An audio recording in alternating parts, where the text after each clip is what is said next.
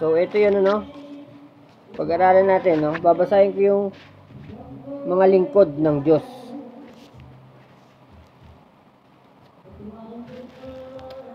Mga kapatid, hindi ko kayo makausap bilang mga taong nagtataglay ng Espiritu. Kailangan kausapin ko kayo bilang mga taong namumuhay pa ayon sa laman at mga sanggol pa sa pananampalataya kay Kristo. Gatas ang ibinigay ko sa inyo noon at hindi matigas na pagkain, sapagkat hindi ninyo kaya iyong kainin, sapagkat hindi ninyo kaya iyon. Subalit hanggang ngayon ay hindi pa rin ninyo kaya, sapagkat nananaig pa sa inyo ang mga laman. So, sinasabi ni sino ba ang ano nito? Kanino ba nagliham to? Kay Apostol Pablo. Sinasabi ni Apostol Pablo sa mga lingkod ng Diyos, no? Halimbawa, pare, pastor, ministro. Sila'y mga nagtataglay ng Espiritu. Hindi ko kayo makausap bilang mga taong nagtataglay ng Espiritu. Kailangan kausapin ko kayo bilang mga taong namumuhay pa sa laman at mga sanggol pa sa pananampalataya kay Kristo. So, ang sinasabihan dito, mga lingkod ni Kristo, mga lingkod rin, mga tagapagturo yun. Ibig sabihin nun, mga sanggol pa kayo sa pananampalataya, hindi nyo maramdaman yung Espiritu Santo kahit na itinuturo nyo yung salita ng Diyos. At bakit gatas ang ibinigay sa inyo? Ang salita ng Diyos ay pagkain. Hindi nyo kaya ipaliwanag yung mga nilalaman nito. Ibig sabihin, hindi kayo kinausap sa pamamagitan ng mga bababigat na salita ng Diyos. Ang ibinibigay lang sa inyo ay gatas. Yung madadaling nguyain, halimbawa, sinabing pag binato ka ng bato, batuhin mo na tinapay, yun, naiintindihan nyo.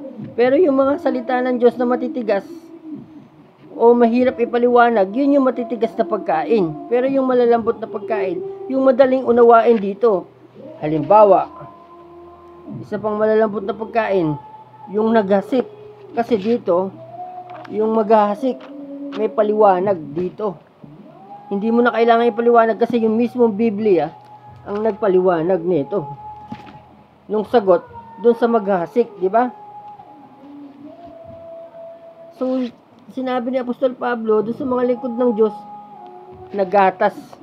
Kasi, hindi pa nila kayang huyain o ipaliwanag o intindihin ang mga salita ng Diyos na mahirap ipaliwanag. Samantalang sila yung mga lingkod ng Diyos. Gatas ang ibinigay ko sa inyo noon at hindi matigas na pagkain, sapagkat hindi ninyo kaya iyon. Subalit hanggang ngayon ay hindi pa ninyo kaya, sapagkat nananaig pa sa inyo ang laman. Ano ba yung nananaig pa sa inyong laman?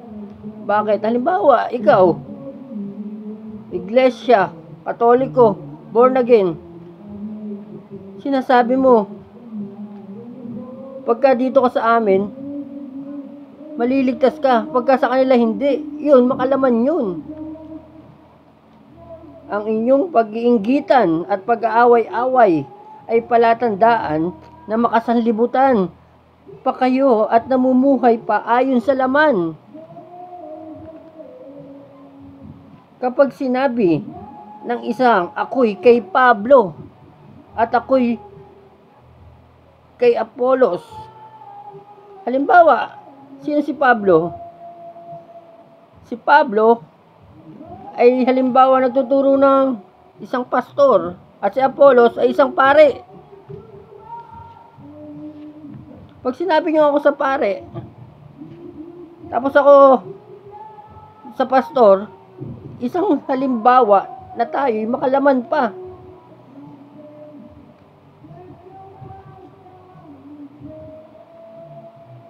Sino ba si Apollo at sino ba si Pablo? Kami mga lingkod lamang ng Diyos tulad nyo. Di ba sinasabi dito, mga lingkod ng Diyos. Sinabi nila na lingkod sila. Ibig sabihin, sila'y tagapagturo at isa rin silang lingkod na tulad ng sinasabihan dito.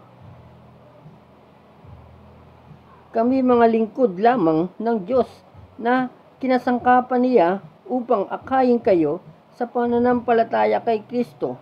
Ginawa lamang ng bawat isa sa amin ang tungkuling ibinigay ng Panginoon.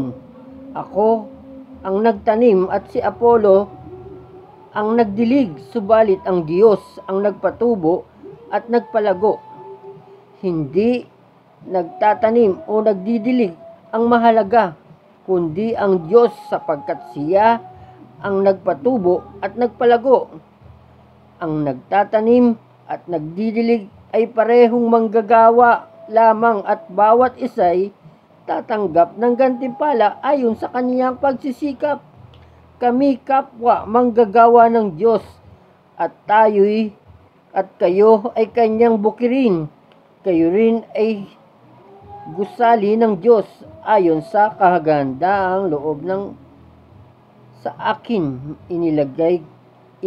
inilagay ko ang pundasyon tulad ng isang mahusay na tagapayo. Iba naman ang nagpapatuloy sa pagtatayo ng gusali, ngunit dapat maging maingat ang bawat nagtatayo sapagkat wala nang ibang pundasyon maaaring ilagay maliban sa nailagay na. Wala nang iba kundi si Kristo. May nagtatayo na gumagamit ng ginto, pilak o mamahaling bato, mahalagang bato. Mayroong namang gumagamit ng kahoy, damo at dayami. Makikilala ang uri ng gawa ng bawat isa sa araw ng paghuhukom sapagkat mahahayag sa pamamagitan ng apoy kung anong uri ang iyong ginawa. Bawat isa, kung ang itinayo sa ibabaw ng pundasyon ay hindi masunog, tatanggap ng gantimpala ang nagtayo noon. Ngunit kung masunog naman, mawawalan siya ng gantimpala. Gayon may maliligtas siya, kaya lang ay para siyang nagdaan sa apoy. Hindi ba ninyo alam na kayo'y templo ng Diyos at naninirahan sa inyo ang kanyang espiritu? Parurusahan ng Diyos ang sinumang magwasak ng templo niya, sapagkat banal ang templo ng Diyos at kayo ang templong iyan. Huwag dayain ninuman ang kanyang sarili. Kung may nag-aakalang siya'y matalino ayon sa sanlibutan ito, aminin niyang siya'y mangmang upang maging tunay na marunong.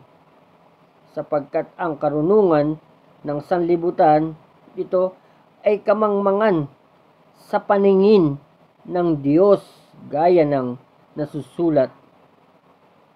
Ginagamit niya ang katusuhan ng mga marurunong para mabitag sila. Gayon din batid ng Panginoon na ang iniisip ng marunong ay walang kabuluhan, kaya't huwag ipagmalaki ninuman siya'y tagasunod ng sinuman, sapagkat ang lahat ay para sa iyo,